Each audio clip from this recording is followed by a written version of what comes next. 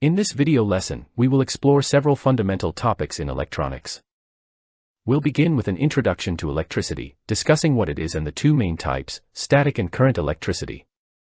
Then understanding electric circuits, covering their basic components such as power sources, conductors, loads, and switches. Following this, we'll examine the different types of electric circuits, including series, parallel, and combination circuits, to understand how they affect the flow of electricity. Finally, we'll delve into key concepts like current, voltage, resistance, and power, explaining how they interact within a circuit. What is electricity? Electricity is the flow of electric charge, usually carried by electrons in a conductor such as a wire. It is a form of energy that can be used to power devices and perform work. Think of electricity as the invisible force that powers our homes, schools, and all the gadgets we use every day. Now, let's discuss the two main types of electricity, static electricity and current electricity. First, let's talk about static electricity. Static electricity is the buildup of electric charge on the surface of objects. This can cause sparks or make light objects attract each other. For example, imagine rubbing a balloon against your hair. When you do this, electrons transfer from your hair to the balloon, giving the balloon a negative charge and your hair a positive charge. The charged balloon can then attract small objects like paper or make your hair stand on end due to the attraction of opposite charges. It's a fun way to see static electricity in action. Next, let's move on to current electricity. Current electricity is the continuous flow of electric charge through a conductor, such as a wire. This type of electricity is what we use to power electronic devices and perform work. For example, think about a battery-powered flashlight. When you turn on the flashlight, the chemical energy in the battery is converted into electrical energy. This causes electrons to flow through the flashlight circuit, creating an electric current. This flow of electrons powers the light bulb, producing light. It's a practical example of how current electricity works to provide us with light when we need it. Electrical safety. Electricity can kill. If you want to be around long enough to enjoy experimenting with electronics, always treat electricity with the respect it deserves. Never underestimate the potential danger it poses. What is an electric circuit? An electric circuit is a closed loop or pathway that allows electric current to flow through it. This flow of electric current enables the transfer of electrical energy from a power source to various components within the circuit. Simply put, an electric circuit is like a road that electricity travels along to power our electronic devices and systems. Here is an example of a simple electric circuit. In this circuit, there's a closed loop or pathway that allows electrons to flow from the negative terminal of the battery to the positive terminal of the battery. The circle with the letter E in it represents an electron. Electrons are negatively charged subatomic particles with negligible mass that orbit around the nucleus of atoms. Now, let's talk about the components of this electric circuit. First, we have the power source. The power source is the starting point of any electric circuit. It provides the voltage needed to push the electrons through the circuit. Examples of power sources: think of batteries. Batteries are common in portable devices. They store chemical energy and convert it into electrical energy when connected in a circuit. Another example is power supplies. Power supplies are used in household appliances and industrial equipment. It could be DC or AC. Direct current power sources deliver a constant voltage and current in one direction, such as batteries, cell phone, or laptop charger. On the other hand, we have alternating current power sources. These deliver voltage that alternates direction periodically, commonly used in household outlets. Next, let's talk about conductors. Conductors are materials that allow the free flow of electric charge, connecting various components within the circuit. A common example of a conductor is copper wires. Copper wires are widely used due to copper's excellent conductivity and flexibility, making it ideal for transmitting electricity with minimal energy loss. Another example is aluminum wires. Aluminum wires are sometimes used as a lighter and less expensive alternative to copper, especially in high-voltage transmission lines. Now, let's move on to the load.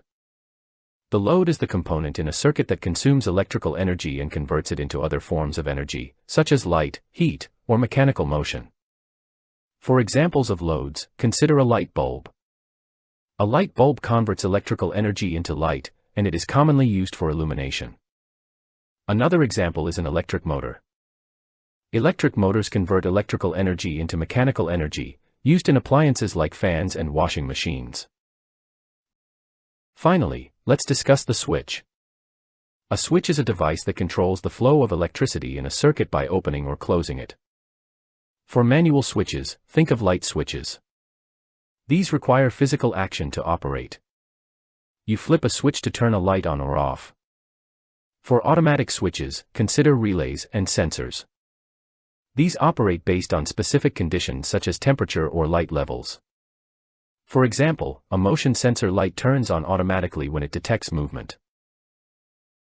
Question: if you could wrap a wire around the Earth's equator, which is approximately 40,075 kilometers long, and connect it to a powerful enough battery to light a standard 60-watt incandescent light bulb, how long would it take for the light to turn on after you flip the switch?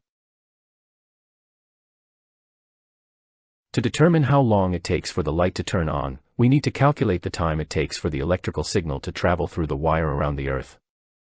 Given the distance around the Earth's equator, 40,075 kilometers, and the speed of electrical signal in copper wire, approximately 270,000 kilometers per second. Using the formula, time is equal to distance divided by speed. We substitute the given values. Time is equal 40,075 kilometers divided by 270,000 kilometers per second. Thus, it would take approximately 0.148 seconds for the electrical signal to travel around the Earth and reach the light bulb, causing it to turn on. This time delay is very short, practically instantaneous to human perception, illustrating the incredible speed at which electrical signals travel in conductors. There are three main types of electric circuits: series circuits, parallel circuits, and combination circuits. First, let's talk about the series circuit.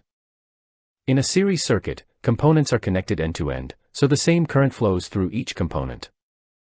Imagine it like a single path where electricity travels through one component and then moves on to the next.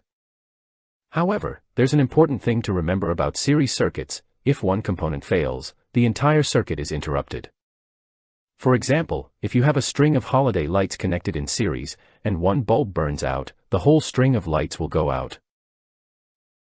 Next, we have the parallel circuit.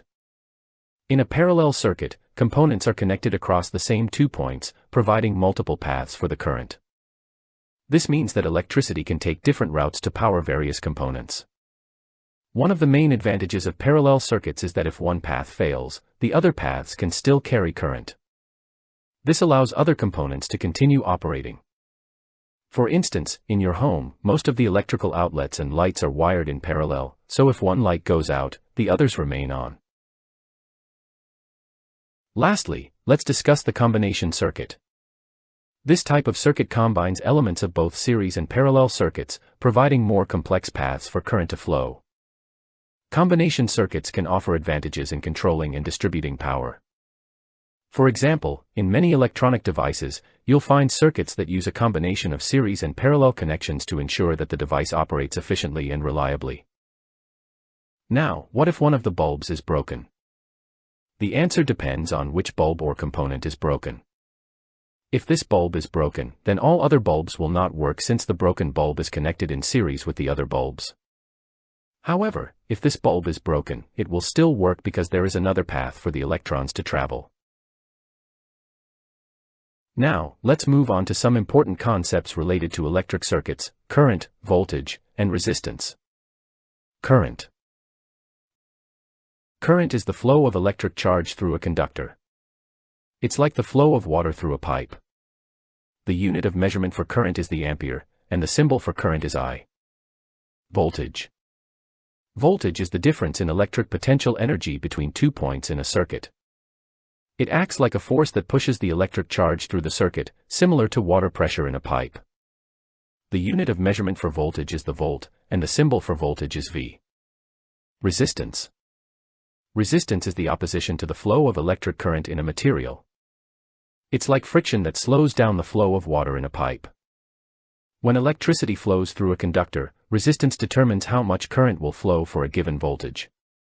The unit of measurement for resistance is the ohm, and the symbol for resistance is R. Resistance is a fundamental property of materials that affects how easily electric current can flow through them.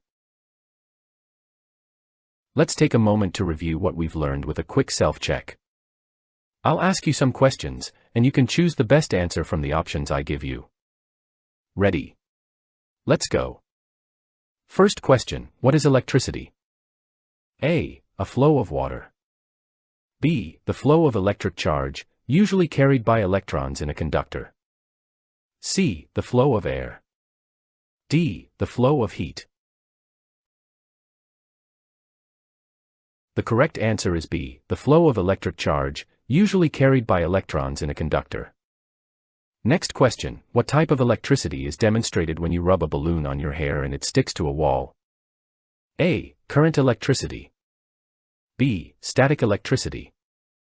C. Direct electricity. D. Alternating electricity. The right answer is B. Static electricity. Alright, moving on. In an electric circuit, what is the role of a power source? A. To increase resistance. B. To provide the necessary electrical energy for the circuit to operate. C. To decrease voltage. D. To measure current. The correct answer here is B. To provide the necessary electrical energy for the circuit to operate. Next up, what is the unit of measurement for resistance in an electrical circuit? A. Volt. B. Ampere. C. Ohm. D. Watt. The answer is C. Ohm. And finally, in a parallel circuit, what happens if one component fails? A. The entire circuit stops functioning. B. All other components continue to function. C. The voltage increases across all components. D. The current decreases to zero. The answer is B. All other components continue to function.